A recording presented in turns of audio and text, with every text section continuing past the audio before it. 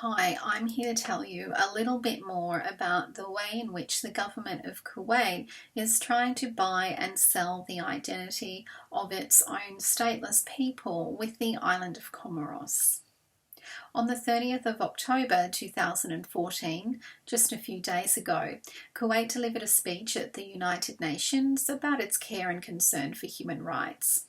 Just a few days later, it released a new offer to shift the identity of its own stateless people to the island of Comoros by giving them passports, a deal which has been on the books for years. This is typical of the blunt and superficial manner in which the government of Kuwait is playing two hands with the international community. On the one hand, it's trying to build an international humanitarian profile with the United Nations and the UNHCR, in which it claims to be attempting to fight statelessness in Syria. On the other hand, it continues to try to expel its own community of stateless people. Kuwait is trying to maintain an artificially small population to control the vote and with whom it shares its oil revenues.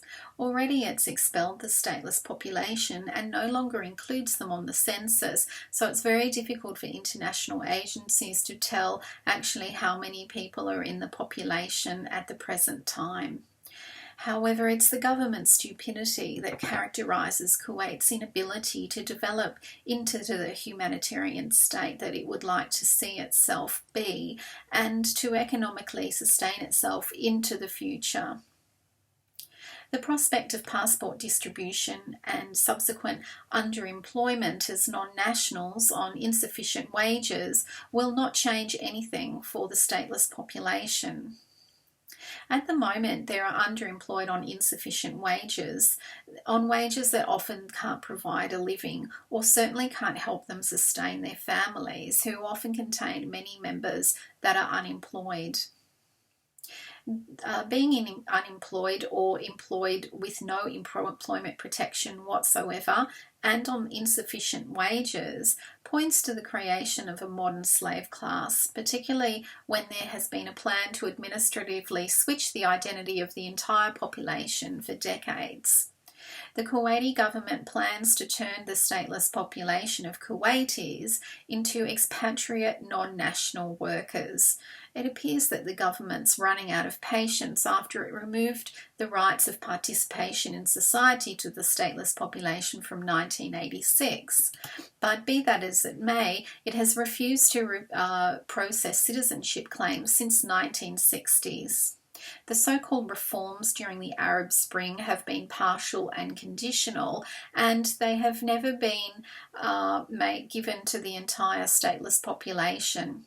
Most of the population have been given no improved circumstances since the Arab Spring period. The reforms have simply not touched them, but all the time they have to put up with threats of mass expulsion. The Comoros passport story, as I mentioned, has been going on for decades and it's nothing new.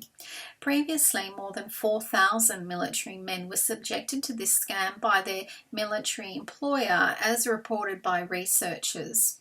The problem is that people who live in poverty with little or no education and little or no prospect of ever being employed are targeted for this scam, in which they would become non-national workers.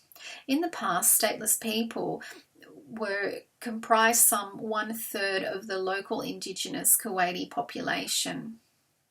However, since the Iraq War, their numbers have been reduced by another third again due to expulsion in 1986 and after the Kuwaiti War that saw hundreds of thousands of them forced out of the country.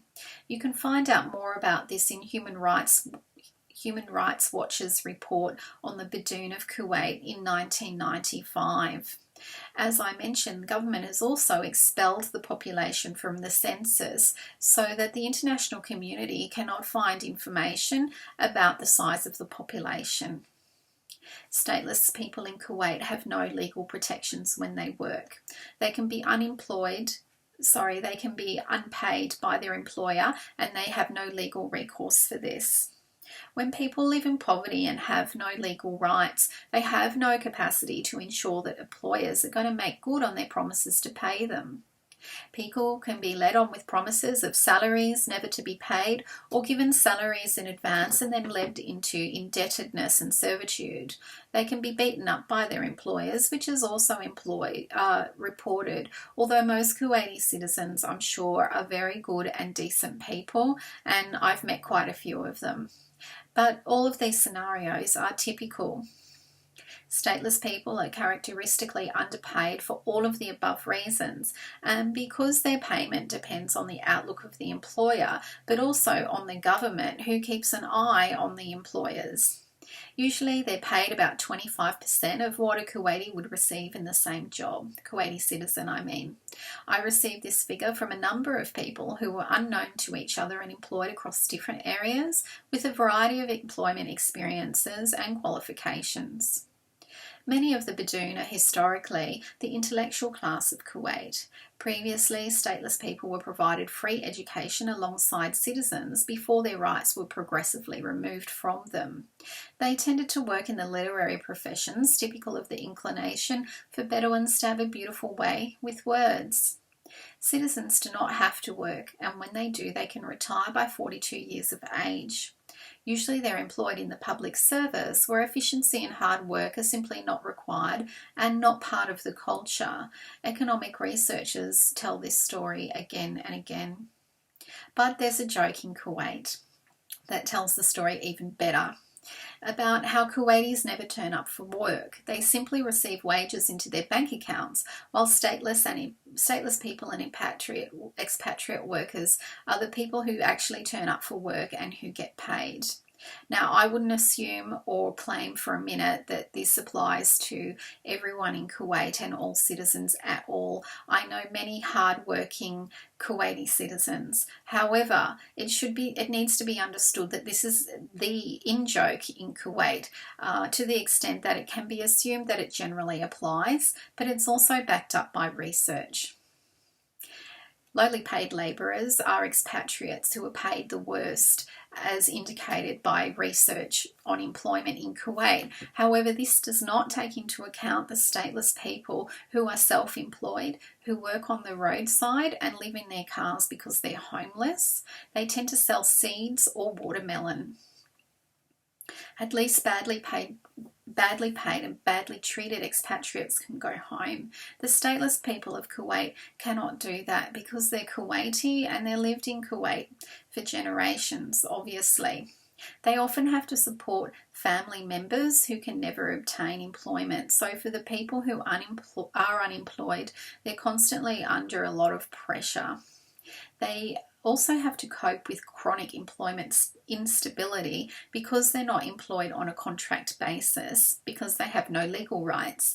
They are often sacked for obscure reasons or no reason at all. Their employers receive a phone call and they're sacked immediately, characteristic of blacklisting. On the other hand, stateless people have to work hard for their jobs. As a result, they're hardworking, industrious, and have a high work ethic. But this makes them even more vulnerable to arrangements that involve slavery, chronic underpayment, and relationships of servitude. While the stateless community is biologically related to their brother and sister Kuwaiti citizens, they've not been corrupted by oil money, and therefore they tend to have a different set of values, which includes a strong work ethic. Claims about stateless people resorting to petty criminal activity may be true, but this must be offset by the members of the professional classes who struggle for years to become qualified, who toil for their salaries and contribute to the intellectual and cultural life of Kuwait.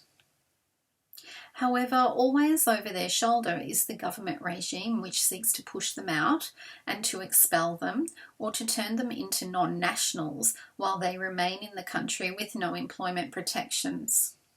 This is so easily done once people are registered with meaningless passports. The threat to expel becomes perhaps larger than life.